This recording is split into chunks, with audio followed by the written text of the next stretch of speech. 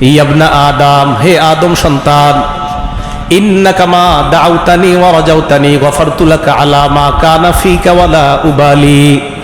আল্লাহ বলেন, বান্দা তুমি আমার কাছে ক্ষমা চেয়ে ক্ষমা পাওয়ার আশায় যতবার ক্ষমা চাও, আল্লাহ বলেন আমি আল্লাহ তোমার মাঝে যত অপরাধ আছে আমি এই অপরাধ ক্ষমা করতে কোনো পরোয়া করি না। তোমার মাঝে যত অপরাধ তুমি ক্ষমা চাও আমি ক্ষমা করে দিব, পরোয়া করি না। পরোয়া কাকে বলা হয়? আমি আপনাকে বললাম আমি আপনাকে 10 টাকা দিব, কার কি? এটাকে বলা হয় পরোয়া। আমি আমার বান্দারে মাফ করবো, কার কি? মানে আল্লাহ বুঝায় তুমি আমার এই আশা নিয়ে ক্ষমা চাও, কে কি বললো এটা দেখার বিষয় না, আমি তোমাকে মাফ করবো। ক্ষমা চাও বলা উবালি, আমি পরোয়া করি না তোমাকে মাফ করতে। আজীব কথা, আমাদের রব আমাকে বলতেছে। এরপরে দেখেন কি বলে, ইবনা আদম, হে আদম সন্তান, লাউ বালাগাত যুনুবুকা আনানাস সামা সুম্মা ইস্তাগফারতানি, বান্দা তোমার গুনাহ যদি আকাশের চূড়ায় গিয়ে পৌঁছে যায় আর আমার কাছে তুমি ক্ষমা চাও, গফারতু লাকা আলা মা কানা ফিকা ওয়ালা উবালি, আমি তোমার আকাশ পরিমাণ গুনাহ মাফ করতেও কোনো পরোয়া করি না। এরপর আল্লাহ বলেন, ইবনা আদম, হে আদম সন্তান, লাউ আতাইতানি বিকরাবিল আরদি খতায়া, তুমি যদি জমিনের রাশি রাশি পরিমাণ বালু পরিমাণ মাটি পরিমাণ গুনাহ করে আমার কাছে তুমি আসো, গুনাহ কি পরিমাণ? পুরা জমিন পরিমাণ, পৃথিবী পরিমাণ গুনাহ। এই গুনাহ করার পর আমার কাছে আসো, একটা শর্ত, সুম্মা লা তুশরিকু বি শাইআ, শিরিক ছাড়া, মানে শিরিক করো নাই, এরকম অপরাধ যত আছে পুরো দুনিয়া ভরপুর অপরাধ নিয়ে আসো আমার কাছে। লা তাইতুকা বিকিরাবিহা মাগফিরাতা, আমি আল্লাহ এই দুনিয়া পরিমাণ ক্ষমা নিয়ে তোমার কাছে এসে যাই। ক্বালা রাসূলুল্লাহি সাল্লাল্লাহু আলাইহি ওয়াসাল্লাম, আত্তাইবু মিনাজ যামবি কামান লা যামবা লা। আল্লাহ নবী বলেন, গুনাহ থেকে তওবাকারী ব্যক্তি এমন হয়ে যায় যেন তার কোনো গুনাহ নাই। গুনাহ থেকে তওবাকারী ব্যক্তি যদি এমন হয়ে যায় যার তওবা আল্লাহ কবুল করে নেয়, আল্লাহ নবী বলেন ওই বান্দা এমন হয়ে যায় যেন মায়ের পেট থেকে দুনিয়াতে আসছে, তার কোনো গুনাহ নাই। তওবাকারী ব্যক্তি এমন হয়ে যায় যেন তার কোনো গুনাহ নাই। আল্লাহ আমাদেরকে সকলকে তওবা করার তৌফিক দান করেন। 3 নাম্বার দৃষ্টান্ত, এটাও ইবনে মাজার হাদিস, 4251 নাম্বার হাদিস। ক্বালা রাসূলুল্লাহি সাল্লাল্লাহু আলাইহি ওয়াসাল্লাম, আল্লাহর নবী বলেন, কুল্লু বানি আদম খাত্তাউন ওয়া খায়রুল খাত্তাইনা আত-তাওয়াবুন। নবীজি বলেন, আদম সন্তান সবাই গুনাহগার, গুনাহগারদের মধ্যে তারাই উত্তম যারা তওবাকারী। আমি আপনি আমরা যারা আছি আমরা গুনাহগার, গুনাহ আমাদের কারো কম হয় কারো বেশি হয়। নবীজি বলেন আমাদের মধ্যে তারাই উত্তম, ওই গুনাহগারদের মধ্যে যারা তওবা করে তারা আল্লাহর কাছে দামি হয়ে যায়। এজন্য তওবা নিয়মিত করা, সগীরা কবিরা কম বেশি গুনাহ তো হয়েই যায়। আল্লাহ সকলকে বেশি বেশি তওবা করার নসিব দান করেন। দৃষ্টান্ত নাম্বার 4, এটাও ইবনে মাজার হাদিস, 4253 নাম্বার হাদিস। এই হাদিসের মধ্যে রাসূল আকরাম সাল্লাল্লাহু আলাইহি সাল্লাম বলেন, ক্বালা রাসূলুল্লাহি সাল্লাল্লাহু আলাইহি ওয়াসাল্লাম, ইন্নাল্লাহা ইয়াকবালু তাওবাতাল আবদি মা লাম ইউগারগির। আল্লাহর নবী বলেন, মরণ আসার আগ পর্যন্ত আল্লাহ বান্দা তওবা কবুল করে নেয়। মৃত্যু আসার আগ পর্যন্ত তওবার দরজা খোলা। যেহেতু আমাদের জানা নাই কখন আমাদের মৃত্যু হয়ে যায়, তাই প্রতিটা মুহূর্তে আমাদের তওবা করা দরকার, কারণ একটু পরেই তো আমাদের মরণ হয়ে যাওয়ার সম্ভাবনা। নবীজি বললেন, বান্দার মরণের আগ পর্যন্ত আল্লাহ বান্দার তওবা কবুল করে নেয়। এই হাদিস দ্বারা বোঝা যায় প্রতিনিয়ত বেশি বেশি তওবা করা দরকার, কারণ মরণ কখন হয়ে যায় আমাদের কারো জানা নাই। দৃষ্টান্ত নাম্বার 5, তিরমিজির বর্ণনা 3538 নাম্বার হাদিসে আল্লাহ নবী বলেন, ক্বালা রাসূলুল্লাহি সাল্লাল্লাহু আলাইহি ওয়াসাল্লাম, আল্লাহ নবী বলেন, আল্লাহু আফরাহু বিতাওবাতি আহাদিকুম মিন আহাদিকুম বিদাল্লাতিহি ইযা ওয়াজাদাহা। তোমাদের কোনো ব্যক্তি সফরে বের হয়, বের হওয়ার পর তার সাথে একটা বাহন, ওই বাহনের মধ্যে তার খানা আছে, তার পানি আছে, তার আসবাবপত্র, টাকা পয়সা সব ওই বাহনের মধ্যে। বাহন চালাইতে চালাইতে এক জায়গায় যায়, যাওয়ার পর তার ঘুমের প্রয়োজন। বাহনটা ওই লোক থামায়, থামার পর গাছের সাথে বেঁধে দেয়, অথবা ওই লোকটা তার বাহনটাকে ঘাস খাওয়ার জন্য ছেড়ে দেয়। লোকটা বিশ্রামের জন্য ঘুমিয়ে যায়। ঘুম থেকে ওঠার পর দেখে তার বাহন নাই। তার বাহন নাই মানে তার খানাও নাই, পানিও নাই, টাকা পয়সা কিছুই নাই। এবার লোকটা চিন্তা করে, আমি যদি আবার সম্ভব না, যেই জায়গায় রওনা করলাম সেখানে যাওয়া সম্ভব না, যেখানে আছি এখানেই যদি আমার মরণ হয়ে যায়, এটা গ্রহণ করা ছাড়া কোনো উপায় নাই। চিন্তা করতে করতে বান্দা আবার ঘুমিয়ে যায়। তার নিয়ত হলো এই জায়গায় না খেয়ে মরে যাওয়াই ভালো, কারণ পিছনেও যাওয়া সম্ভব না, সামনে যাওয়া সম্ভব না। ঘুমিয়ে যায়। ঘুম থেকে ওঠার পর দেখে তার হারিয়ে যাওয়া বাহন তার খানা পানি নিয়ে উপস্থিত হয়ে যায়। ঘুমাইছে, ঘুম থেকে উঠা দেখে এগুলো আইসা পড়ছে আবার। এখন বলেন তো এই লোকটা কম খুশি হবে না অনেক বেশি খুশি হবে? নবীজি বলেন, লাল্লাহু আফরাহু বিতাওবাতি আহাদিকুম মিন আহাদিকুম বিদাল্লাতিহি ইযা ওয়াজাদাহা। তোমাদের কোন ব্যক্তি তার ওই বাহন হারিয়ে যাওয়ার পর, হারিয়ে যাওয়া বাহন ফিরে আসার পর ওই বান্দা যেমন খুশি হয়ে যায়, কোন বান্দা গুনাহ থেকে তওবা করে যখন আবার ফিরে আসে, আল্লাহ ওই বান্দার চেয়ে কোটি গুণ বেশি খুশি হয়ে যায়। খুশির মাত্রাটা নবী বুঝাইতে চাইলেন, একটা বান্দা তার হারিয়ে যাওয়া বাহন ফিরে পাইলে যত খুশি হয়, একটা বান্দা গুনাহ থেকে তওবা করে ফিরে আসলে আল্লাহ এর চেয়ে আরো বেশি খুশি হয়। দৃষ্টান্ত নাম্বার 6, মুসলিম শরীফের হাদিস, হাদিস নাম্বার 6882 নাম্বার হাদিস। মোস্ট হাদিস সংখ্যা হবে 7453। যে সিরিয়ালটা বললাম মুসলিম শরীফের, এই সিরিয়াল অনুযায়ী মোট হাদিস সংখ্যা হবে 7453টা। তো হাদিস নাম্বার 6882। মুসলিমের মোট হাদিসের সংখ্যা বলার কারণ হলো এই, আমাদের কওমি মাদ্রাসায় মুসলিম শরীফের যে নুসখা আছে সেখানে দেখবেন হাদিস সংখ্যা 3033টা বিলা তাকরার। কিছু নুসখায় তাকরার সহ 7453টা, আবার কিছু জায়গায় নুসখায় তাকরার সহ প্রায় 9000-এর উপরে হাদিস। তো যাই হোক, মুসলিম শরীফের হাদিসের নাম্বারটা এই জন্য বললাম, মুসলিম শরীফের হাদিসের নাম্বার নিয়ে একটু ঝামেলা হয়, তাই মোট পুরাটাই বলে দিলাম। আমি যে নাম্বারটা বলতেছি এখানে মুসলিম শরীফের মোট হাদিস সংখ্যা হবে 7453টা। সহিহ বুখারীর হাদিস সংখ্যা যে সিরিয়ালগুলো বলবো সেখানে হবে 7563। ঠিক আছে, এটা আমাদের নুসখাগুলোতে ফাথুল বারি অনুযায়ী ঠিক আছে। মাদ্রাসা তালেব ইলম যারা আছেন দেখবেন দাওরা হাদিস পড়লে বুখারীর হাদিসের নাম্বার পাশে দেওয়া থাকে দুইটা, একটা উপরে আর একটা নিচে। তো একটার পাশে ফা লেখা আছে, ফা মানে ফাথুল বারি অনুযায়ী সিরিয়াল। এই ফাথুল বারি অনুযায়ী সিরিয়াল মোট হাদিস সংখ্যা হবে 7563 টাকার। তো মুসলিম শরীফের 6882 নাম্বার হাদিস। এই হাদিসে রাসূল আকরাম সাল্লাল্লাহু আলাইহি ওয়াসাল্লাম বলেন, ইন্নাল্লাহা ইয়াবসুতু ইয়াদাহু বিল-লাইলি লিয়াতুবা মুসিউন নাহার। রাতের বেলা আল্লাহ তার হাত প্রসারিত করে দেয়। কেন প্রসারিত করে? লিয়াতুবা মুসিউন নাহার, যারা দিনের বেলা গুনাহ করে তওবা করে তাদেরকে ক্ষমা করার জন্য রাতের বেলা আল্লাহ তার হাত প্রসারিত করে দেয়। ওয়ায়াবসুতু ইয়াদাহু বিন-নাহার লিয়াতুবা মুসিউল লাইল, দিনের বেলা আল্লাহ তার ক্ষমার হাত প্রসারিত করে দেয় রাতের অপরাধীদেরকে ক্ষমা করে দেওয়ার জন্য। রাতে যারা গুনাহ করে তাদের তওবা কবুল করার জন্য দিনের বেলা আল্লাহ তার ক্ষমার হাত প্রসারিত করেন। দিনের বেলা যারা গুনাহ করে তাদেরকে ক্ষমা করার জন্য রাতে আল্লাহ তার কুদরতি হাত প্রসারিত করেন।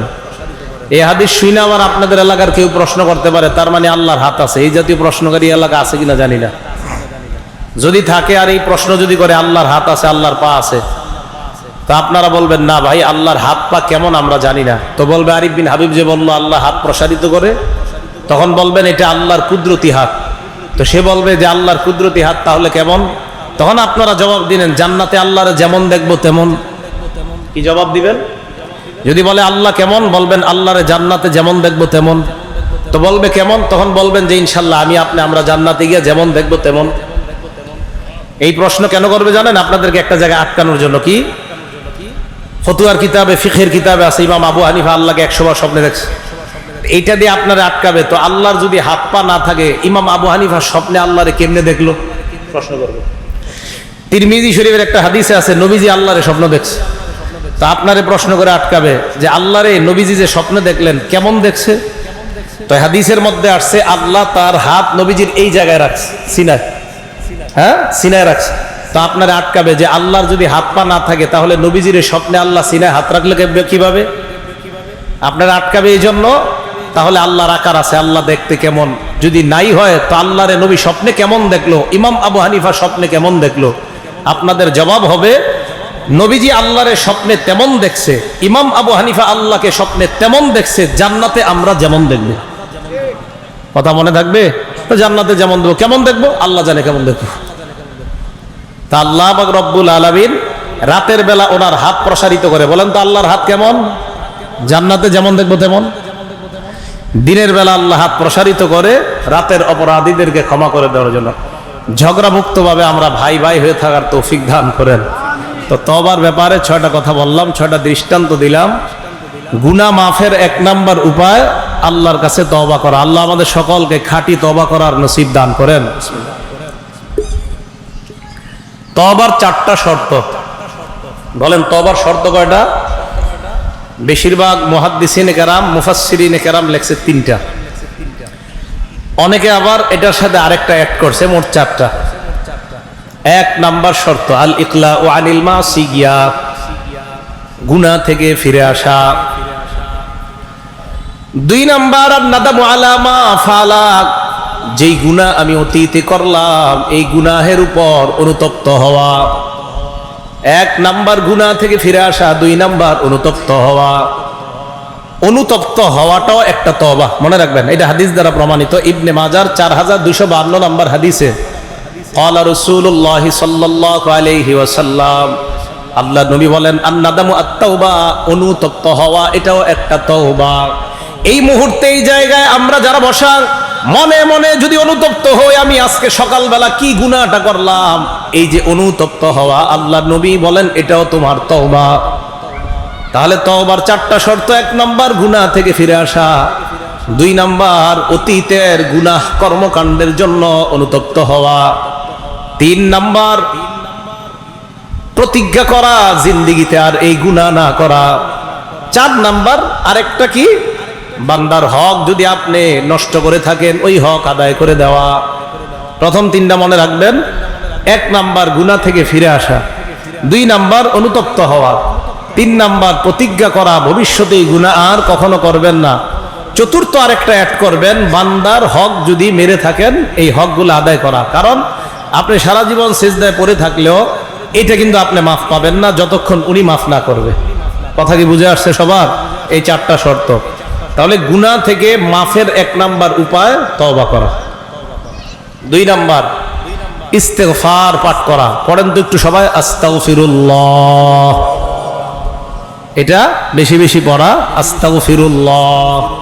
ক্বালা রাসূলুল্লাহ সাল্লাল্লাহু আলাইহি ওয়াসাল্লাম, আল্লাহ নবী বলেন ওয়াল্লাহি ইন্নী লা আস্তাগফিরুল্লাহ ফিল ইয়াউম আকসার মিন 70 মাররা। নবীজি বলেন আল্লাহর কসম আমি প্রতিদিন 70 বারের বেশি আস্তাগফিরুল্লাহ পড়ি। আরেক বর্ণনায় আস্তাগফিরুল্লাহ ওয়া আতুবু ইলাইহি, আমি প্রতিদিন 70 বারের বেশি আস্তাগফিরুল্লাহ পড়ি এবং তওবা করি। আরেক বর্ণনায় 100 বার। নবীজির আগে কোনো গুনাহ নাই, পরে কোনো গুনাহ নাই। আল্লাহ বলেন লিয়াগফিরা লাকাল্লাহু মা তাকদ্দামা মিন যামবিকা ওয়া মা তাআখার। আপনার আগে কোনো গুনাহ নাই, পরে কোনো গুনাহ নাই। আগে যদি গুনাহ থাকতো, ভবিষ্যতে যদি গুনাহ করতেন, আমাদের নবীর আগেও গুনাহ নাই, পরেও গুনাহ নাই।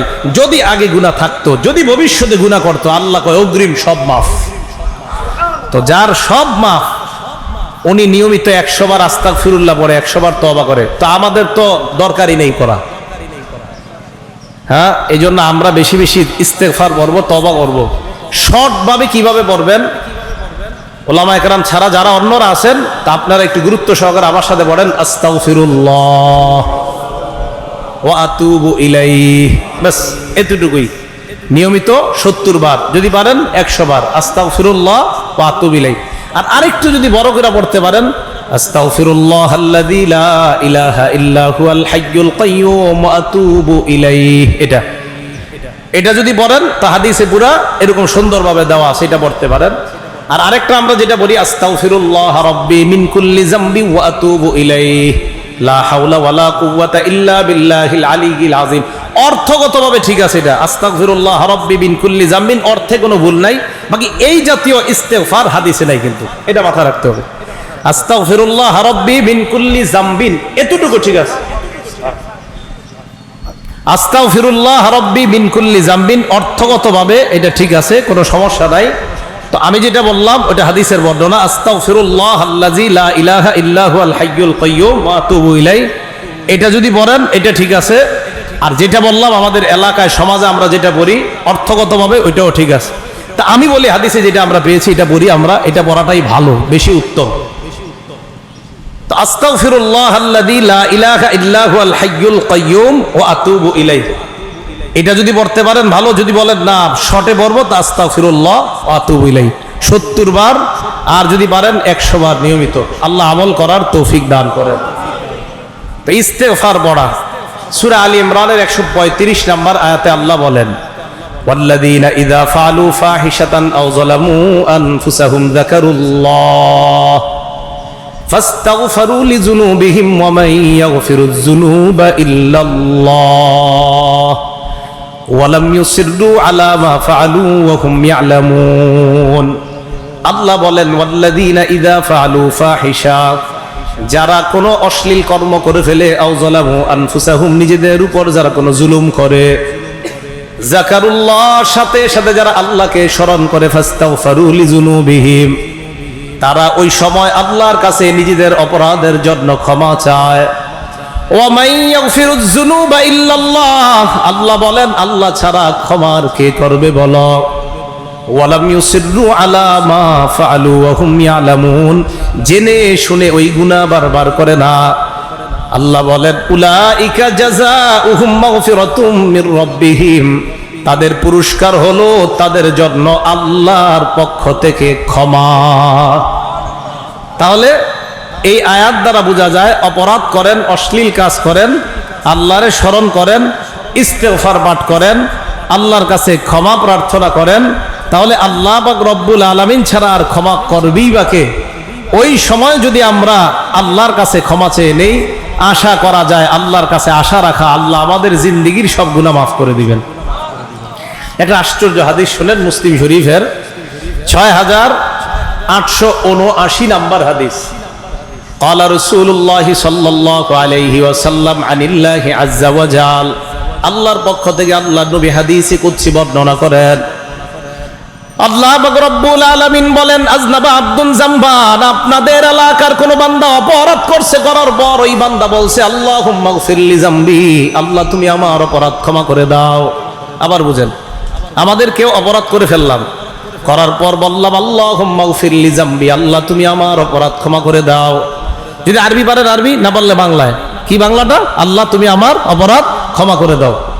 এটা বলার পর আল্লাহ পাক রব্বুল আলামিন বলেন, দেখেন কি বলে, আল্লাহ বলেন, আজনাবা আব্দি জামবান ফালিমা আন্না লাহু রাব্বান ইয়াগফিরুয যামবা ওয়া ইয়াখুযু বিয-যামবি।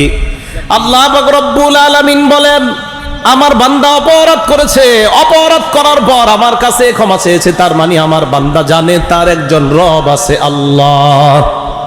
গুনাহ করে আল্লাহরে ডাক দিছে আল্লাহ, তার মানে বান্দা জানে তার একজন রব আছে আল্লাহ।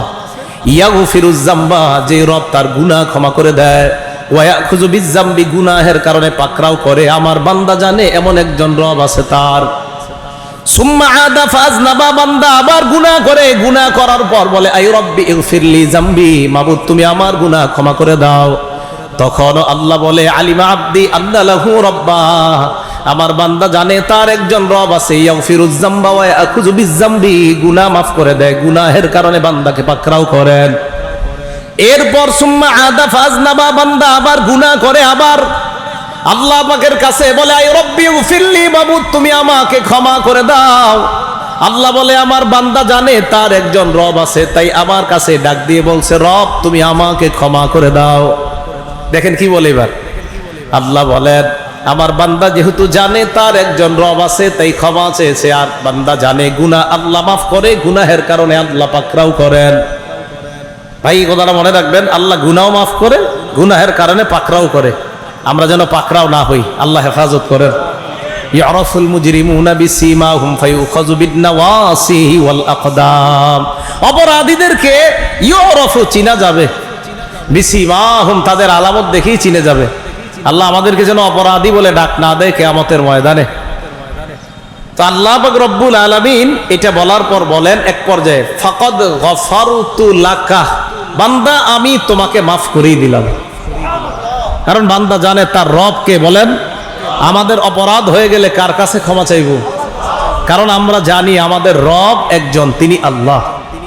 তো মুসলিম শরীফের এই হাদিসটা আমরা মনে রাখবো সবসময়, যে আমার একজন রব আছে, তিনি গুনাহ মাফ করে, তিনি গুনাহের কারণে পাকড়াও করে, তার কাছে ক্ষমা চাইলে তিনি মাফ করে দেয়। আল্লাহ আমাদেরকে গুনাহ মুক্ত ভাবে যেন কবরে যাইতে পারি, আল্লাহ তৌফিক দান করেন। এ হলো 2 নাম্বার ইস্তেগফার পড়া। এখন ইস্তেগফার আর তওবা, প্রথম গেল তওবা, 2 নাম্বার ইস্তেগফার। তো দুইটা কিভাবে নেবেন? আস্তাগফিরুল্লাহ ওয়া আতুবু ইলাইহি শর্টে, আর একটু বড় হলে আস্তাগফিরুল্লাহ আল্লাযী লা ইলাহা ইল্লা হুয়াল হাইয়ুল কাইয়্যুম ওয়া আতুবু ইলাইহি। সাইয়্যিদুল ইস্তেগফার পারেন আপনারা? আলেমরা ছাড়া অন্যরা পারেন?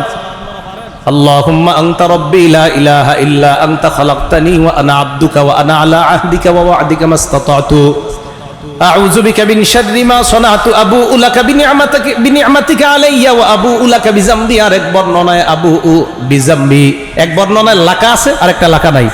আবুউ লাকা বিনি'মাতিকা আলাইয়া ওয়া আবুউ লাকা বিযামবি বা আবুউ বিযামবি। তো এই ইস্তেগফারটার নাম সাইয়্যিদুল ইস্তেগফার, আবুউ লাকা বিনি'মাতিকা আলাইয়া ওয়া আবুউ লাকা বিযামবি ফাগফিরলি ফাইন্নাহু লা ইয়াগফিরুয যুনুবা ইল্লা আনতা। এটা যারা পড়তে পারবেন দিনের বেলা, সকালে যারা পড়বেন, মাগরিবের আগে যদি মারা যান নিশ্চিত আপনি জান্নাতি। রাতে পড়বেন, পড়ার পর যদি রাতে আপনি মারা যান, মাগরিবের পর মারা যান, পড়ার পর পরের দিন ফজরের আগে মারা যান, আপনি জান্নাতি। এটার নাম সাইয়্যিদুল ইস্তেগফার। এটা চটি বইয়ে পাওয়া যায়, কিনে নেবেন। ইমাম সাহেবের সাথে যোগাযোগ করে বলবেন, হুজুর ইস্তেগফারের সর্দার যে ইস্তেগফারটা, এটা আমার দরকার। বাংলাটা মনে রাখবেন, বলেন ইস্তেগফারের সর্দার। কি বলেন? ইস্তেগফারের, যে হুজুর ইস্তেগফারের সর্দার কোন ইস্তেগফারটা, এটা আমার একটু কিনা দেন। মসজিদের ইমাম সাহেব আছে, এলাকার মাদ্রাসা আলেম ওলামাদের সাথে যোগাযোগ করে কিনে নেবেন। আরবিটা মনে রাখতে পারলে ভালো, সাইয়্যিদুল ইস্তেগফার। যদি মনে রাখতে না পারেন, বাংলাটা মনে রাখেন, ইস্তেগফারের সর্দার। মনে থাকবে তো সবার? এটা পারলে কিনে নেবেন। এই গেল 2 নাম্বার ইস্তেগফার পাঠ করা, গুনাহ মাফের 2 নাম্বার উপায়। গুনাহ মাফের 3 নাম্বার উপায়, আমরা যতবার আল্লাহর কাছে ক্ষমা চাইব, প্রত্যেকবার নিয়ত করব গুনাহ মাফের আশায় ক্ষমা চাওয়া। অনেকে কি করেন, মনে করেন হুজুর হাত তুলছে, আপনিও তুলছেন, আচ্ছা মানে কোনো গুরুত্ব নেই, হুজুর দোয়া করতেছে, আপনিও কোনো গুরুত্ব ছাড়াই হাত তুললেন, মানে এমনি হুজুর তুলছে আমিও তুললাম, কি এটা না। গুনাহ আল্লাহ মাফ করবেই এই আশায় দোয়া করা, আমার আল্লাহ আমাকে ক্ষমা করবেনই এই আশায় দোয়া করা। দলিল তিরমিজি শরীফের 3540 নাম্বার হাদিস, 3540 নাম্বার হাদিস। এটাও আল্লাহ পাক রব্বুল আলামিন ওনার থেকে, আল্লাহর পক্ষ থেকে নবীজি সাল্লাল্লাহু আলাইহি সাল্লাম হাদিসে কুদসির মধ্যে বর্ণনা করেন। আল্লাহ আমাকে আপনাকে বলে, ইবনা আদম, হে আদম সন্তান, ইন্নাকা মা দাউতানি ওয়া রাজাউতানি গফারতু লাকা আলা মা কানা ফিকা ওয়ালা উবালি। আল্লাহ বলেন, বান্দা তুমি আমার কাছে ক্ষমা চেয়ে, ক্ষমা পাওয়ার আশায় যতবার ক্ষমা চাও, আল্লাহ বলেন আমি আল্লাহ তোমার মাঝে যত অপরাধ আছে, আমি এই অপরাধ ক্ষমা করতে কোনো পরোয়া করি না। তোমার মাঝে যত অপরাধ তুমি ক্ষমা চাও, আমি ক্ষমা করে দিব, পরোয়া করি না। পরোয়া কাকে বলা হয়? আমি আপনাকে বললাম আমি আপনাকে 10 টাকা দিব, কার কি? এটাকে বলা হয় পরোয়া। আমি আমার বান্দারে মাফ করবো, কার কি?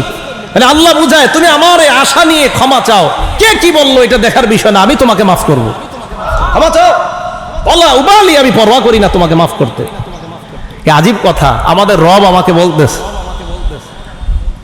এরপরে দেখেন কি বলে, ইয়াবনা আদম, হে আদম সন্তান, লাউ বালাগাত যুনুবুকা আনানাস সামা সুম্মা ইস্তাগফারতানি, বান্দা তোমার গুনাহ যদি আকাশের চূড়ায় গিয়ে পৌঁছে যায় আর আমার কাছে তুমি ক্ষমা চাও, গফারতু লাকা আলা মা কানা ফিকা ওয়ালা উবালি, আমি তোমার আকাশ পরিমাণ গুনাহ মাফ করতেও কোনো পরোয়া করি না।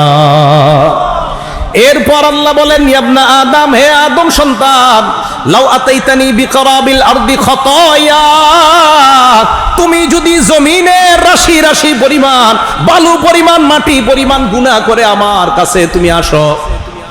গুনাহ কি পরিমাণ? পুরা জমিন পরিমাণ, পৃথিবী পরিমাণ গুনাহ। এই গুনাহ করার পর আমার কাছে আসো, একটা শর্ত, সুম্মা লা তুশরিকু বি শাইআ, শিরিক ছাড়া, মানে শিরিক করো নাই, এরকম অপরাধ যত আছে পুরো দুনিয়া ভরপুর অপরাধ নিয়ে আসো আমার কাছে। লা তাইতুকা বিকিরাবিহা মাগফিরাতা, আমি আল্লাহ এই দুনিয়া পরিমাণ ক্ষমা নিয়ে তোমার কাছে এসে যাই। দুনিয়া পরিমাণ পাপ মাফ করে দেয় কে বলেন? হ্যাঁ ভাই, আমরা ক্ষমা পাওয়ার আশায় আল্লাহর কাছে ক্ষমা চাইব। তাহলে 1 নাম্বার তওবা করা, 2 নাম্বার ইস্তেগফার পড়া, 3 নাম্বার ক্ষমা পাওয়ার আশায় আল্লাহর কাছে ক্ষমা চাওয়া। আল্লাহ আমাদের সকলকে আমল করার তৌফিক দান করেন। 4 নাম্বার নবীজির আনুগত্য করা। বলেন, কার আনুগত্য করা? নবীজির আনুগত্য করা। নবীজির আনুগত্য মানে নবীজির কর্ম মানতে হবে, কথাও মানতে হবে। বলেন তো কি বলছি? নবীজির কথাও মানতে হবে, কর্ম মানতে হবে। এই কথাটা ভালো করে বুঝেন।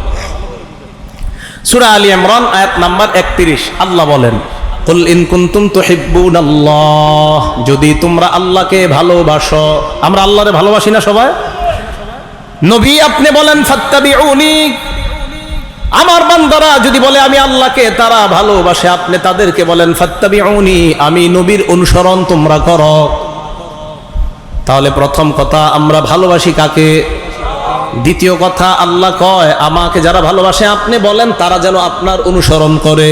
আবার আমরা ভালোবাসি আল্লাহরে, আল্লাহ কয় নবী আপনি ওই ভৈরবের মানুষগুলারে জানায়া দেন এরা যেন আপনার অনুসরণ করে। ভালোবাসি আল্লাহরে, আপনার অনুসরণ যেন করে। যদি করে ইউহিব্বুকুমুল্লাহ, আমি আল্লাহ তাদেরকে ভালোবাসবো।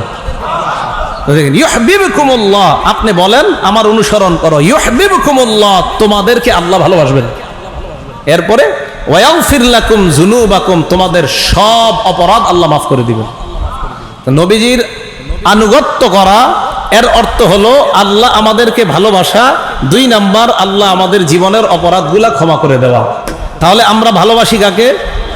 আল্লাহকে। আল্লাহকে ভালোবাসা মানে নবীজির অনুসরণ করা, আর নবীজির অনুসরণ করলে আল্লাহ আমাদেরকে ভালোবাসবে, আমাদের জিন্দেগির সব গুনাহ মাফ করে দিবে। এখন একটা কথা, এখন তো নবীজির আনুগত্য আমরা কিভাবে করব? নবীজির কথা কর্ম মেনে নিব। এখন ভালো করে এই জায়গাটা শোনেন, জুমার নামাজের দিন আমাদের মসজিদে কয়টা আজান হয়? সবাই বলে না কয়টা? 2টা। বিসমিল্লাহ। রমজান মাসে আমরা তারাবি পড়ি কয় রাকাত? 20 রাকাত। এখন খুব মন দিয়ে শোনেন, আমাদের যেই ভাইয়েরা আছেন আপনারা মনোযোগ দিয়ে শুনবেন, অনেক ভাই আছেন যারা মাযহাব মানেন না, তারাও শুনবেন। তো জুমার দিন জুমার নামাজের আজান হয় 2টা। এক ভাই আমারে প্রশ্ন করছে, আমার জুমার মসজিদে রোমে গিয়ে, এই ভাই অনেক দূর থেকে জুমার নামাজ পড়তে যায়। তো জুমার নামাজ পড়ার পর আমারে সালাম দিলেন, সালাম দেওয়ার পর বললে একটা প্রশ্ন করতে পারি? জি বলেন। যে জুমার দিন যে 2টা আজান হয়, একটা আজান তো নবীজির সুন্নত, এটা বুঝলাম, আরেকটা আজান নাকি হযরত উসমান চালু করছে। আমি বললাম হ্যাঁ, হযরত উসমান চালু করছে। কয় হযরত নবীজির কথা কর্ম সুন্নত এটা তো জানি, কিন্তু হযরত উসমানেরটা সুন্নত, এটা কি আসলে ঠিক নাকি? আমি বললাম হ্যাঁ, হযরত উসমানেরটাও সুন্নত। পরে আমারে কয় নবীজির কথা কর্ম মানা যাবে, এটা তো কোরআন হাদিসে আছে, উসমানেরটা যে মানতে হবে এটা কি কোরআন হাদিসে আছে? আমি বললাম হ্যাঁ, এটাও হাদিসে আছে। সে তো অবাক, এটাও হাদিসে আছে? আমি বললাম হ্যাঁ। তা আমি বুঝতে পারলাম উনি মোবাইলে হাদিসের অ্যাপস চালায়, এটা কিছু মানুষের কথা শুনলে আমি বুঝি। তাই বললাম আপনার পকেটে কি হাদিসের অ্যাপস আছে? জি জি জি আছে, আমার মোবাইলে হাদিসের অ্যাপস আছে। আমি জানি যে ওনারা হাদিস পড়ে খুইলা খুইলা, আর ওনাদের বেশিরভাগ হাদিস প্রায় 28,000+ হাদিস সব আমার পড়া, একদম সবগুলো আলহামদুলিল্লাহ। তো আমি বললাম আপনার মোবাইল পকেটে অ্যাপস আছে? হ্যাঁ। আমি কই খোলেন, ওই অ্যাপসটাই খোলেন। খোলার পরে বললাম কোত্থেকে দলিল দিতে হবে বলেন? কয় 6 সহি কিতাব থেকে দলিল দিতে হবে। কোত্থেকে? 6 সহি কিতাব। তাই বললাম 6 সহি কিতাবের একটার নাম ইবনে মাজা, জানেন? হ্যাঁ জানি। তাই বললাম 41 নম্বর হাদিসটা খোলেন ইবনে মাজার। তো খুলছে। খোলার পর আমি বললাম উপরে কি লেখা আছে? কয় লেখা আছে সহিহ হাদিস। সবাই বুঝতেছেন আপনারা উপরে কি লেখা? আমি বললাম এবার হাদিসের আরবিটা তো পড়তে পারবেন না, বাংলাটা পড়ে শোনান তো আমাদেরকে। এখন পড়ে শোনাইতেছে। নবীজি সাল্লাল্লাহু আলাইহি সাল্লাম বলেন, উনি বাংলা শোনাইতেছে, আমি আপনাদেরকে বাংলাটাই শোনাই, আরবিটা পরে বলি। নবীজি সাল্লাল্লাহু আলাইহি সাল্লাম, সাহাবা বলেন নবীজি আমাদের সামনে একটা ভাষণ দিলেন, ভাষণে আমাদের চোখের পানি আসলো, মানে জারাফাত মিনহাল উয়ুন, চোখের পানি আসলো, আমাদের আখিরাতের কথা খুব স্মরণ হইল। তো নবীজি বললেন এমন একটা সময় আসবে ফাসারা ফিকুম ইখতিলাফান কাসীরা, তোমরা প্রচুর মতভেদ দেখতে পারবা, শুধু মতভেদ, ইখতিলাফ আর ইখতিলাফ দেখবা। শোনো আমার সাহাবারা, ওই সময় তোমরা কি করবা আমার উম্মতকে জানায়া দিবা, আলাইকুম বিসুন্নতি ওয়া সুন্নাতিল খুলাফাইর রাশিদিন আল মাহদিয়িন আদ্দু তামাসসাকু বিহা আদ্দু আলাইহা বিন নওয়াজিস। তো উনি বাংলা পড়ে পড়ে শোনাইতেছে যে ওই সময় তোমরা আমার সুন্নত আর আমার হেদায়েত প্রাপ্ত সাহাবা খোলাফায়ে রাশেদার সুন্নত আঁকড়ে ধরবা। উনি পড়ে শোনাইতেছে মারির দাঁত দিয়ে এই সুন্নতগুলার আঁকড়ে ধরবা। তো উনি পড়ার পর আমি বললাম হযরত ওসমান খোলাফায়ে রাশেদার একজন কিনা? কয় জি একজন। তাহলে হযরত ওসমানের সুন্নত পালন করার কথা এই হাদিসে আছে কিনা? আসলে এটা তো আগে বুঝতে পারি নাই বিষয়টা। তো হযরতে ওসমানের সুন্নত যে মারির দাঁত দিয়ে ধরতে হবে নবীজি বললেন না? হ্যাঁ হুজুর ঠিকই তো, আগে তো ভাবি নাই কথাটা। আমার ওনার শব্দটাই, শায়েখ ভালো থাকবেন, আসসালামু আলাইকুম বলে চলে গেছে। উনি ভদ্র মানুষ। তাহলে বলেন তো সুন্নত কি নবীজির না সাহাবাদেরটাও? হ্যাঁ, এই কথা মনে রাখবেন। এখন 20 রাকাত তারাবির কথায় আসেন। কয় নবীজি 20 রাকাত তারাবি পড়ছে কোথায়? যদি একটা বর্ণনা, দুর্বল বর্ণনা আব্দুল্লাহ ইবনে আব্বাস থেকে আছে নবীজির 20 রাকাতের কথা, তো মানলাম দুর্বল, মানবে না, ঠিক আছে, এটা বাদ দিলাম। এখন আমাদের ডাইরেক্ট কথা, হযরত ওমর ফারুক রাদিয়াল্লাহু তাআলা আন 20 রাকাত তারাবি এটার প্রচলন করেছে। এখন আমি আপনাদের কাছে জানতে চাই, ওলামা ছাড়া অন্যরা যারা আছেন, হযরত উসমানই মনে করেন চালু করেছেন, এখন বলেন তো হযরত ওমর চালু করেছেন, হযরতে ওমর খোলাফায়ে রাশেদার একজন সাহাবা কিনা? তাহলে হযরতে ওমরের সুন্নত মানার কথা নবীজির কথায় আছে কিনা? তো নবীজি তো বলে দিলেন আমার সুন্নত আর আমার হেদায়েত প্রাপ্ত খোলাফায়ে রাশেদা যে সাহাবা তাদের সুন্নত মারির দাঁত দিয়ে আঁকড়ে ধরবা। সুতরাং 20 রাকাত তারাবি পড়া মানে নবীর কথা মেনে নেওয়া। কথা বুঝে আসছে? এই বিষয় তো ঝগড়ার না, এগুলা ওলামায়ে কেরাম যারা আছেন কখনো ঝগড়ায় যাবেন না কারো সাথে, আসলে বুঝাই দিবেন আসতে। এই পর্যন্ত আমি কারো সাথে কখনো আমার ঝগড়া হয়নি, বিশ্বাস করেন। সর্বোচ্চ 4-5 মিনিটের বেশি আলোচনাই প্রয়োজন হয় না, ঝগড়ার কি প্রয়োজন? আপনি দলিল ঠিক রাখবেন, আসবে আস্তে ধীরে বুঝাই দিবেন, তার অ্যাপস দিয়েই তার মোবাইল থেকেই বুঝাই দিবেন, আসতে চলে যাবে। তো যে বিষয়টা বলতেছিলাম, আল্লাহর নবীর আনুগত্য করা গুনাহ মাফের কারণ। সুতরাং 20 রাকাত তারাবি পড়া মানি নবীর ইবনে মাজার 41 নাম্বার যে হাদিস, আমার সুন্নত আর আমার সাহাবাদের সুন্নত আঁকড়ে ধরো। অতএব 20 রাকাত তারাবি পড়া মানি সাহাবায়ে কেরামের সুন্নতকে আঁকড়ে ধরে আমরা নবীর কথার উপর আমল করি, 20 রাকাত তারাবি পড়ি। এটা তো ঝগড়ার কথা না। আল্লাহ আমাদের সকলকে বুঝার তৌফিক দান করেন। এই গেল 4 নাম্বার উপায়, মনে আসেনি? 1 নাম্বার তওবা করা, 2 নাম্বার ইস্তেগফার, 3 নাম্বার ক্ষমা পাওয়ার আশায় আল্লাহর কাছে ক্ষমা চাওয়া, 4 নাম্বার নবীর পূর্ণ আনুগত্য করা। আর নবীর আনুগত্যটা আপনাদেরকে ব্যাখ্যা সাপেক্ষে বুঝিয়ে দিলাম। 5 নাম্বার আজান দেওয়া। কি দেওয়া বলেন? 5 নাম্বার কি দেওয়া? আজান দেওয়া। আপনারা শুধু মুয়াজ্জিন সাহেব আজান দেয়, মসজিদের হুজুর আজান না দিলে চাকরি খেয়ে ফেলেন। আরে আপনারা আজান শুদ্ধভাবে শিখা মাঝে মাঝে আজান দিবেন। আবু দাউদ শরীফ 515 নাম্বার হাদিস, ক্বালা রাসূলুল্লাহ সাল্লাল্লাহু আলাইহি ওয়াসাল্লাম, আল্লাহ নবী বলেন আল মুয়াজ্জিন ইউগফারু লাহু মাদা সাউতিহি, মুয়াজ্জিন সাহেব যখন আজান দেয়, নবীজি বলেন মুয়াজ্জিনের আজান যত দূর পরিমাণ যায় ওই পরিমাণ পর্যন্ত তার অপরাধ ক্ষমা করে দেওয়া হয়। ওয়া ইয়াশহাদু লাহু কুল্লু রাতবিন ওয়া ইয়াবিসিন, দুনিয়ার মধ্যে যত ভিজা আর শুষ্ক, যত ভিজা আর শুষ্ক, দেখেন যত ভিজা আর শুষ্ক আল্লাহর যত মাখলুক আছে, কিয়ামতের ময়দানে আল্লাহর দরবারে ওই মুয়াজ্জিনের পক্ষে তারা সাক্ষী দিয়ে দিবে। তাহলে আজান দিলে গুনাহ মাফ হয়। এখন যারা আজান দিবে তাদের গুনাহ মাফ হবে। আপনাদের এলাকাবাসীর মধ্যে আজান শুদ্ধভাবে শিখেন, বিশুদ্ধভাবে শিখেন।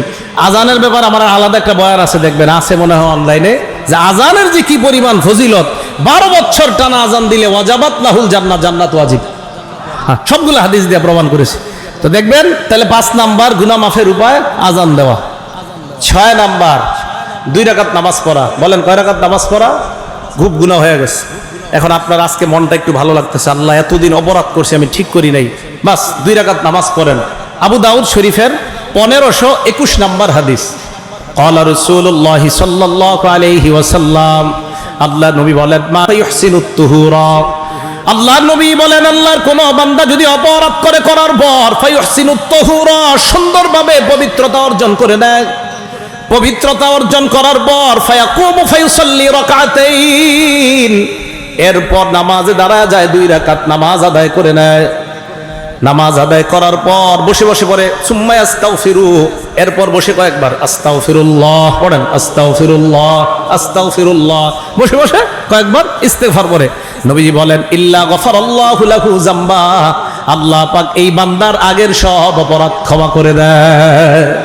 তাহলে গুনাহ মাফের 6 নম্বর উপায়, মনটা আজকে খুব ভালো, বাস ওযু করে তাড়াতাড়ি আপনি এটা যে কোনো সময় পড়তে পারেন, জোহরের পরে, এশার পরে, অথবা নফল নামাজগুলো যে সময় আপনারা পড়েন ওই সময় পড়তে পারেন। তো মনটা একটু খারাপ লাগতেছে, ছিছি আমি মনে কত অপরাধ করছি, আহারে এত অপরাধ তো আমার দ্বারা ঠিক হয় না, তাই প্রতিদিন আপনি পারেন 2 রাকাত নামাজ এই নিয়তে পড়েন, আল্লাহ আমার যে কত অপরাধ, অপরাধের শেষ নাই, আপনি মাফ করে দেন। কি বলেন, আমল করা যাবে তো ইনশাআল্লাহ? 6 নাম্বার। 7 নাম্বার, নিয়মিত 5 ওয়াক্ত নামাজ পড়া। কয় ওয়াক্ত নামাজ পড়া? হ্যাঁ, ওইটা বললো গুনাহ মাফ, আবার 5 ওয়াক্ত নামাজ পড়লেও গুনাহ মাফ। দলিল বুখারী শরীফের 526 নাম্বার হাদিস। এক সাহাবা নবীজির কাছে আসছে, আসার পর আল্লাহ রাসূল সাল্লাল্লাহু আলাইহি সাল্লামের কাছে আসছে, আসার পর বলে, ইয়া রাসূলুল্লাহ, আমি তো অপরাধ করে ফেলেছি, ইয়া রাসূলুল্লাহ, এই অপরাধ থেকে ক্ষমা পাওয়ার কি উপায়? আরেক বর্ণনায় ওই ব্যক্তি আল্লাহ নবীর কাছে আসছে, আসার পর নবীজির কাছে অপরাধের কথা বলছে, বলার পর আল্লাহ নবী কোরআনের আয়াত শোনায়া দিলেন, ওয়াকিমিস সালাতা তারাফাইন নাহারি ওয়া যুলাফাম মিনাল লাইল। আল্লাহ পাক কোরআনের মধ্যে বলেন, দিনের 2 অংশে এবং রাতের প্রথম অংশে তোমরা সালাত কায়েম করো, মানে 5 ওয়াক্ত নামাজ। ইন্নাল হাসানাত ইউযহিবনাস সাইয়্যাত, ভালো কাজ মন্দ কাজকে মিটিয়ে দেয়, ভালো কাজ মন্দ কাজকে মিটিয়ে দেয়।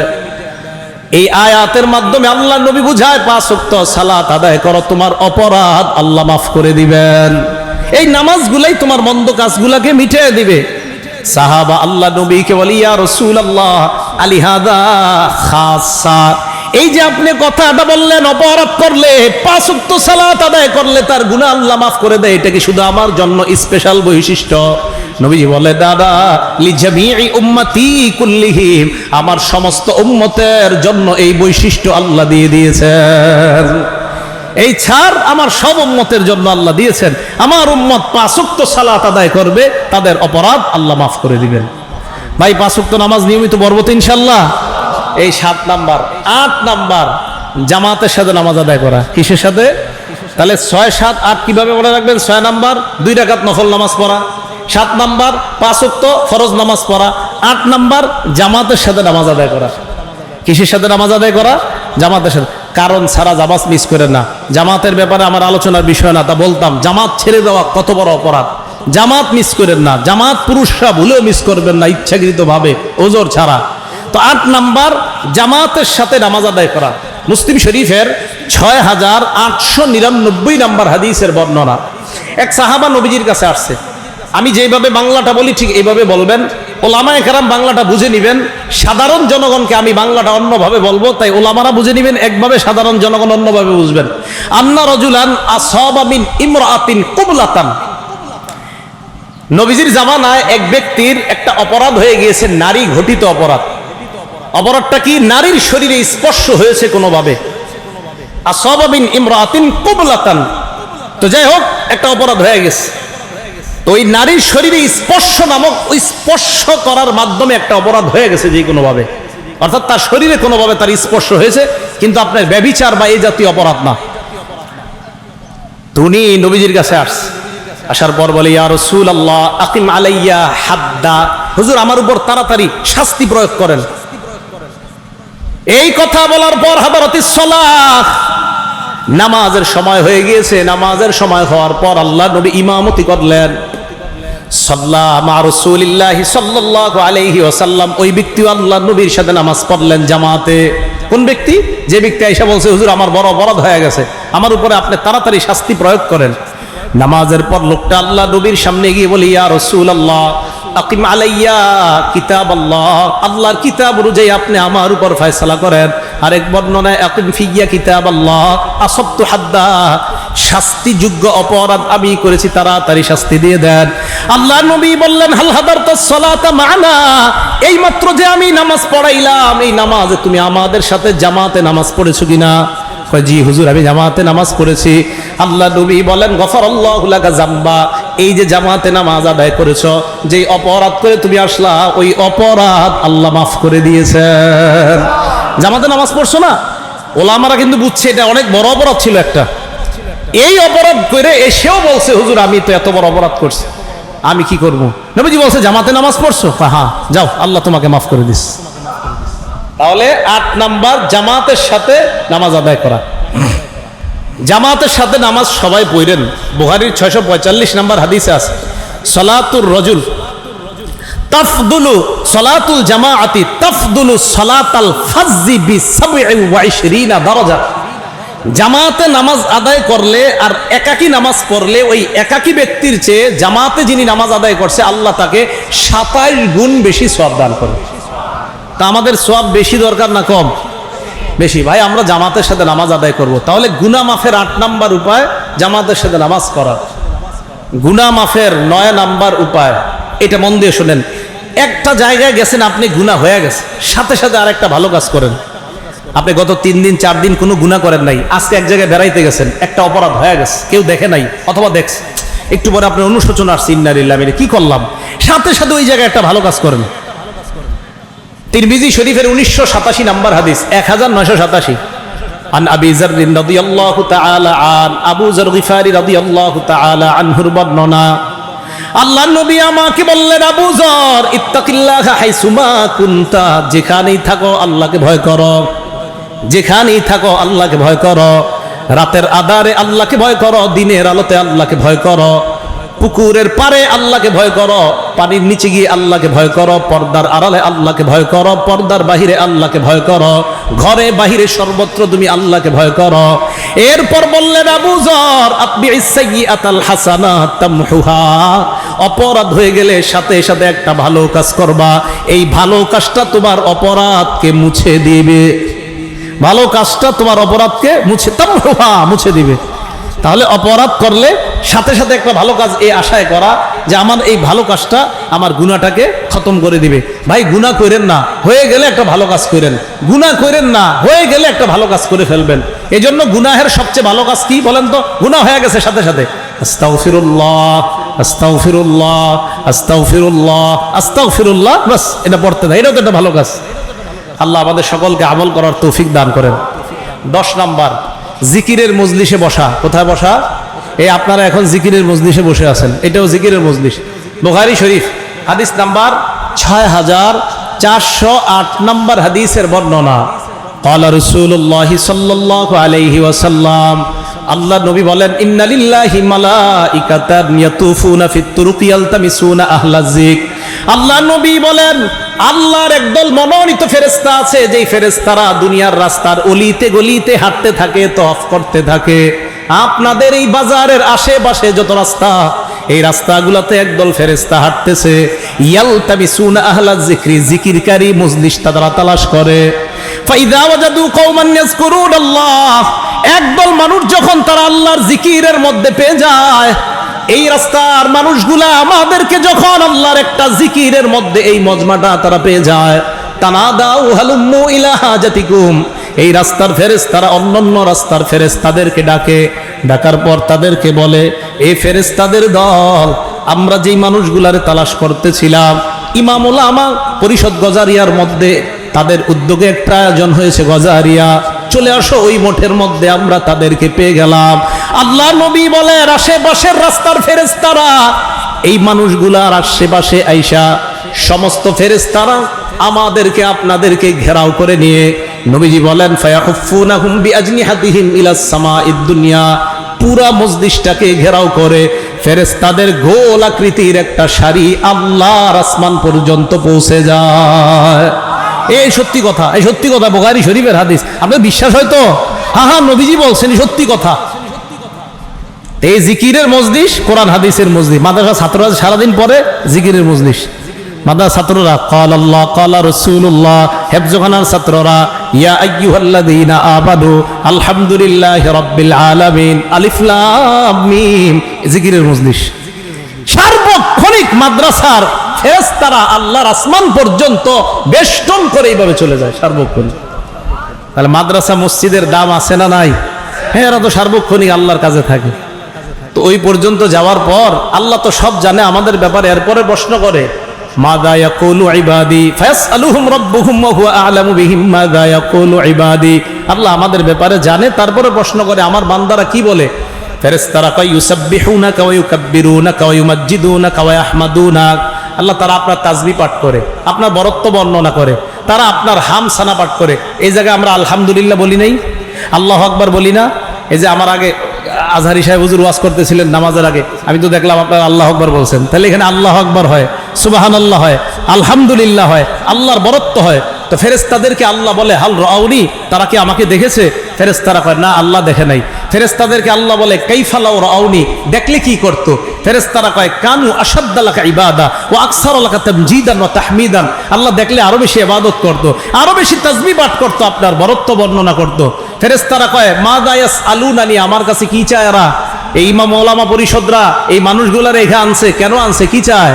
ফেরেশতারা বলে ইয়াসআলুনাকা জান্নাতা ওয়া ইয়াতাআওয়াযুনা বিকা মিনান নার। মাবুদ, তারা আপনার কাছে জান্নাত চায়, জাহান্নাম থেকে বাঁচতে চায়। এটাই তো আমাদের চাওয়া, নাকি অন্য চাওয়া আছে?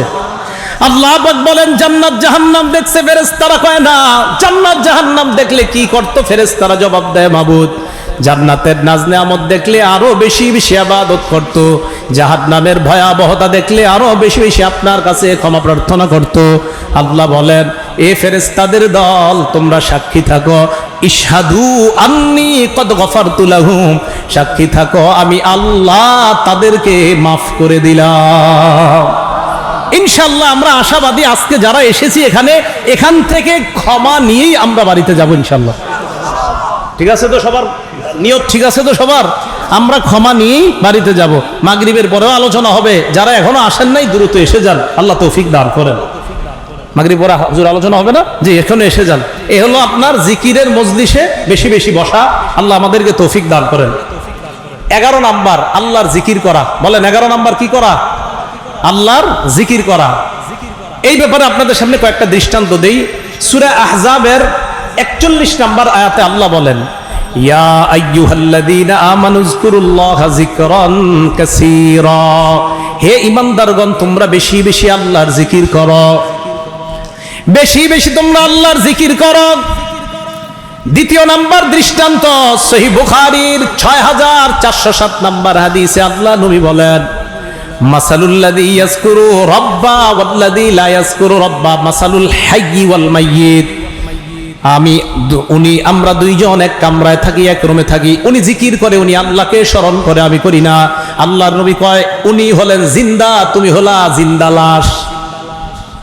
দুইজন একসাথে থাকি, উনি আল্লাহরে স্মরণ করে, জিকির করে, তাসবিহ পড়ে, কোরআন পড়ে, আমি পড়ি না। নবীজি কয় মাসালুল হাইয়্যি ওয়াল মাইয়িত, ওনার দৃষ্টান্ত জীবিত ব্যক্তির মতো, তোমার দৃষ্টান্ত মরা মানুষের মতো। তো যে জিকির করে জীবিত মানুষের মতো, যে জিকির করে না মরা মানুষের মতো। আপনারা জিকির করবেন দূরের কথা, সারাদিন এক ঝগড়া নিয়ে থাকেন, আমিন কি জোরে না আসতে? কই জিকির করবেন? মসজিদে জামাত হয়, 4 জন 5 বাহিরে দাঁড়ায় ঝগড়া করতেছে, কই কিছে? কই এই হুজুরের পিছনে নামাজ পড়বো না। কই কেন? কোনি নাবির নিচে হাত বাঁধে, এখন মসজিদে যাইস না। ভাই এই ঝগড়াগুলা ছাড়েন, আর কতদিন করবেন? হ্যাঁ, এই ঝগড়া আর কতদিন? বাহিরে দাঁড়ায় ঢাকা লালবাগে এক মসজিদে নামাজ হয়, পাশে দাঁড়ায় দাঁড়ায় 5টা ছেলে প্রায় সময় কথা বলতে থাকে। মানে হুজুরের নামাজ শেষ হয়ে পরে এরা এসে একা একা নামাজ পড়ে, মানে এই হুজুরের পেছে নামাজ পড়বে না, জামাতে নামাজ। কেন? ওনার আকীদায় সমস্যা আছে। কি সমস্যা আছে ওনার আকীদায়? ওনার আকীদায় সমস্যা হলো উনি আমাদের পক্ষের হয়ে চলে না। কে আপনাদের পক্ষ হয়ে কিভাবে সুন্দর হবে চললে?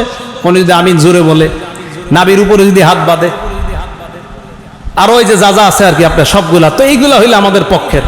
ভাই এই অবস্থা থেকে বেরোয় আসেন, গুনাহ হবে, যারা মসজিদে জামাত চলা অবস্থা বাহিরে দাঁড়ায় দাঁড়ায় গল্প করে জামাতে যান না, বিশ্বাস করেন গুনাহ হবে। আমি জায়েজ না জায়েজের কোনো কথা বলছি না, কিন্তু আপনার গুনাহ হচ্ছে, জামাত হচ্ছে, আর আপনি এখানে দাঁড়ায় দাঁড়ায় হুজুরের ভুল ধরতেছেন, আপনার গুনাহ হইতেছে। আল্লাহ আমাদেরকে হেফাজত করেন। তো যে ব্যক্তি জিকির করে জীবিত ব্যক্তির মতো, যে করে না মৃত ব্যক্তির মতো। উদাহরণ নাম্বার 3, বুখারী শরীফের 6407 নম্বর হাদিসে গেল। এটা বুখারী শরীফের 6405 নম্বর হাদিস। এই হাদিসের মধ্যে রাসূল আকরাম সাল্লাল্লাহু আলাইহি ওয়াসাল্লাম বলেন, যেই ব্যক্তি জিকির করে, তিরমিজি শরীফের বর্ণনা আছে, যেই ব্যক্তি কোরআন পড়ে এবং জিকির করে, এই কোরআন পড়ে আর জিকির করার কারণে আমার কাছে চাইতে পারে না, মানে দোয়া করতে পারে না। নবীজি সাল্লাল্লাহু আলাইহি সাল্লাম বলেন, আল্লাহ ওই ব্যক্তিকে বলে আ'তাইতুহু আফযলা মা উতিস সাইলিন, যারা জিকিরের কারণে আর কোরআনের কারণে আমার কাছে দোয়া করার সুযোগ পায় নাই, সময় পায় নাই, আমি ওই জিকির আর কোরআনের কারণে তাদেরকে যারা চেয়েছে তাদের চেয়ে বেশি দান করব। তাহলে উপকার আছে না নাই? তিরমিজি শরীফের 3375 নম্বর হাদিস এবং 3377 নম্বর হাদিস, এই দুইটা হাদিসের বর্ণনা। রাসূল আকরাম সাল্লাল্লাহু আলাইহি ওয়াসাল্লামের কাছে এক ব্যক্তি আসছে, আসার পর নবীজিকে বললেন, ইয়া রাসূলুল্লাহ, প্রথমে 3375 নম্বর হাদিসটা শুনেন। উনি বলেন, ইন্না শারাইআল ইসলাম কদ কাসুরাত আলাইয়া, হুজুর ইসলামের এত বিধিবিধান আমি মুখস্থ রাখতে পারি না, আমার কাছে খুব বেশি মনে হয়, আমার সংক্ষেপে একটা আমল শিখায়া দেন, আতাশাব্বাসু বিহি, যেটা আমি নিয়মিত আমল করতে পারবো এবং আমি জান্নাতে যেতে পারবো আমলের মাধ্যমে।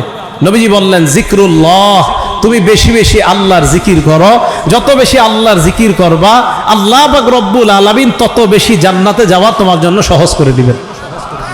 এবার 3377 নম্বর হাদিসটা শুনেন, তিরমিজি শরীফের। আবু দারদা রাদিয়াল্লাহু তাআলা আনহুর বর্ণনা, রাসূল আকরাম সাল্লাল্লাহু আলাইহি সাল্লাম বলেন, আলা উনাব্বিউকুম বিখাইরি আমালিকুম ওয়া আসকাহা ইনদা মালিকিকুম ওয়া আরফাইহা ফি দারাজাতিকুম ওয়া খায়রুল লাকুম মিন ইনফাকিজ যাহাবি ওয়াল বারক। নবীজি সাল্লাল্লাহু আলাইহি সাল্লাম বলেন, আমি কি তোমাদেরকে এমন একটা আমলের কথা বলবো না, যেই আমলটা করলে আল্লাহর কাছে তোমাদের এই আমলটা পবিত্র হবে, মর্যাদা তোমাদের বাড়তেই থাকবে, সবচাইতে শ্রেষ্ঠ আমল বলে গণ্য হবে, স্বর্ণ রূপা দান করার চেয়ে বেশি ফজিলত কামাই করবা, একটা আমল। তো সাহাবারা বলল, হুজুর এটা কি আমল? নবীজি বললেন, জিক্রুল্লাহ, এটা হলো আল্লাহর জিকির করা। আরেক বর্ণনায় নবীজি বলেছেন, লা ইয়াজালু লিসানুকা রাতবান মিন যিকরিল্লাহ, তোমার জিহ্বাটা যেন আল্লাহর জিকির দ্বারা সব সময় তরতাজা হয়ে যায়। বুখারীর বর্ণনা 6405 নম্বর হাদিসে আল্লাহর নবী বলেন, তাসবিহ পাঠ করা, সুবহানাল্লাহ বলা, এটাও জিকির করা। তো সুবহানাল্লাহ জিকির, আলহামদুলিল্লাহ জিকির, লা ইলাহা ইল্লাল্লাহ জিকির, আল্লাহু আকবার জিকির, প্রত্যেকটা আপনার গুনাহ মাফ হইতেছে। তো বুখারীর বর্ণনা শুনেন, মান সাব্বাহাল্লাহা ফি দুবুরি কুল্লি সালাত, আল্লাহ নবী বলেন প্রত্যেক ফরজ নামাজের পর মান সাব্বাহাল্লাহা সালাসাও ওয়া সালাসিনা, 33 বার পড়া সুবহানাল্লাহ, ওয়া কাব্বারাল্লাহা ওয়া হামিদাল্লাহা সালাসাও ওয়া সালাসিনা, 33 বার পড়া আলহামদুলিল্লাহ, ওয়া কাব্বারাল্লাহা সালাসাও ওয়া সালাসিনা, 33 বার আল্লাহু আকবার। 3 33 কত হলো? 99। এটা মুসলিম শরীফের 1239 নম্বর হাদিসের বর্ণনা, 1239 নম্বর। এটা মনে রাখবেন, প্রত্যেক ফরজ নামাজের পর 33 বার সুবহানাল্লাহ, 33 বার আলহামদুলিল্লাহ, 33 বার আল্লাহু আকবার বলতেছি আমি, আপনারা জানেন যে 34 বার, ঠিক আছে, ওটাও বলতেছি। 33 বার আল্লাহু আকবার বলার পর 99 হলো 100তম বারে পড়বেন, পড়েন লা ইলাহা ইল্লাল্লাহু ওয়াহদাহু লা শারীকা লাহ, লা ইলাহা ইল্লাল্লাহু ওয়াহদাহু লা শারীকা লাহ, লাহুল মুলকু ওয়া লাহুল হামদু ওয়া হুয়া আলা কুল্লি শাইইন কাদির। এই হলো 100 বার। আল্লাহ নবী বলেন, এই আমলটা যারা করবেন প্রত্যেক ফরজ নামাজের পর 33 বার সুবহানাল্লাহ, 33 বার আলহামদুলিল্লাহ, 33 বার আল্লাহু আকবার, এরপর লা ইলাহা ইল্লাল্লাহু ওয়াহদাহু লা শারীকা লাহ, লাহুল মুলকু ওয়া লাহুল হামদু ওয়া হুয়া আলা কুল্লি শাইইন কাদির। এই হলো মোট 100 বার। আল্লাহ নবী বলেন, গুফিরাত লাহু খাতায়া ওয়া ইন কানাত মিসলা জাবাদিল বাহরি, সমুদ্রের ফেনা পরিমাণ গুনাহ হলেও আল্লাহ মাফ করে দেয়। সমুদ্রের ফেনা পরিমাণ গুনাহ আল্লাহ মাফ করে দেয়। তো এটা কিন্তু একটু বড়, আরেকটা ছোট আমল আপনাদেরকে শিখাই, বুখারীর বর্ণনা, যেটা আগে বলতেছিলাম, 6405 নম্বর হাদিস। আমার সাথে বলেন সুবহানাল্লাহি ওয়া বিহামদিহি। বাস, শেষ, আর না। বলেন সুবহানাল্লাহি ওয়া বিহামদিহি। এতটুকু। قال رسول الله صلى الله عليه وسلم من قال سبحان الله وبحمده في اليوم 100 مرة। আল্লাহর নবী বলেন সুবহানাল্লাহি ওয়া বিহামদিহি প্রত্যেক দিন যদি কেউ 100 বার পড়ে, কয়বার পড়েন তো আপনারা? কি বাস এটুকুই, সুবহানাল্লাহি ওয়া বিহামদিহি কয়বার নিয়মিত? 100 বার। হুত্তাত খাতায়াহু ওয়া ইন কানাত মিসলা জাবাদিল বাহরি, সমুদ্রের ফেনা পরিমাণ গুনাহ হলেও আল্লাহ মাফ করে দেন। এটা 100 বার পড়বেন প্রত্যেক দিন, যে কোনো সময় 100 বার পড়লে আল্লাহ মাফ করে দিবে। মসজিদে গিয়ে বসে রয়েছেন, কাজ নাই, এখনো 20 মিনিট 15 মিনিট বাকি আছে, এগুলো পড়েন বসে সুবহানাল্লাহি ওয়া বিহামদিহি, আপনি 100 বার পড়েন। আবার এটা বাড়ায় যদি আরেকটু পড়েন, আরো ফজিলতের কথা আসছে বুখারী শরীফের শেষ হাদিসে, সুবহানাল্লাহি ওয়া বিহামদিহি সুবহানাল্লাহিল আযীম। এটা যদি বাড়ায় পড়েন আপনি, নবীজি সাল্লাল্লাহু আলাইহি সাল্লাম বলেন এই দুইটা আল্লাহর কাছে অনেক প্রিয়। খাফিফাতানি আলাল লিসান, মুখে বলতে অনেক সহজ। সাকিলাতানি ফিল মিজান। আল্লাহ রাসূল সাল্লাল্লাহু আলাইহি সাল্লাম বলেন সুবহানাল্লাহি ওয়া বিহামদিহি সুবহানাল্লাহিল আযীম, এই দুইটা বাক্য হাবিবাতানি ইলার রহমান, আল্লাহর কাছে অনেক প্রিয়। খাফিফাতানি আলাল লিসান, মুখে বলতে সহজ। সাকিলাতানি ফিল মিজান, মিজানের পাল্লায় ভারী হয়ে যাবে। ভাই আমলটা করবো তো ইনশাআল্লাহ। এবার আমার সাথে আরেকটা আমল করেন, বাস একবারই করেন, বলেন সুবহানাল্লাহি সুবহানাল্লাহ আলহামদুলিল্লাহ। মাত্র কয়বার বললাম? আচ্ছা আবার বলেন তো সুবহানাল্লাহ আলহামদুলিল্লাহ। নবীজি বলেন তামলা উমা বাইনাস সামাওয়াতি ওয়াল আরদ, মুসলিম শরীফের 422 নম্বর হাদিস, আসমান জমিনের মাঝে যত ফাঁকা জায়গা এই আমল দ্বারা পরিপূর্ণ হয়ে গেছে। সুবহানাল্লাহ আলহামদুলিল্লাহ, এই দুইটা। এবার আমার সাথে শুধু বলেন আলহামদুলিল্লাহ। আবার বলেন তো নবীজি কোনো সংখ্যা বলে নাই, শুধু বলছে একবার যদি বলে আলহামদুলিল্লাহ, পড়েন আলহামদুলিল্লাহ। তামলাউল মিজান, মিজানের পাল্লা ভরে গেছে। এই আমল আমি আপনি না করলে কে করবে? তাহলে 11 নম্বর উপায় গুনাহ মাফের জিকির করা। জিকিরের মধ্যে আলহামদুলিল্লাহ জিকির, সুবহানাল্লাহ জিকির, আলহামদুলিল্লাহ জিকির, এগুলা সব জিকিরের অন্তর্ভুক্ত। কোরআনের কারীমের তেলাওয়াত করা, এগুলাও জিকিরের অন্তর্ভুক্ত। আল্লাহ পাক রব্বুল আলামিন আমাদের সকলকে গুনাহ মাফের যে 11টা উপায় আলোচনা করা হয়েছে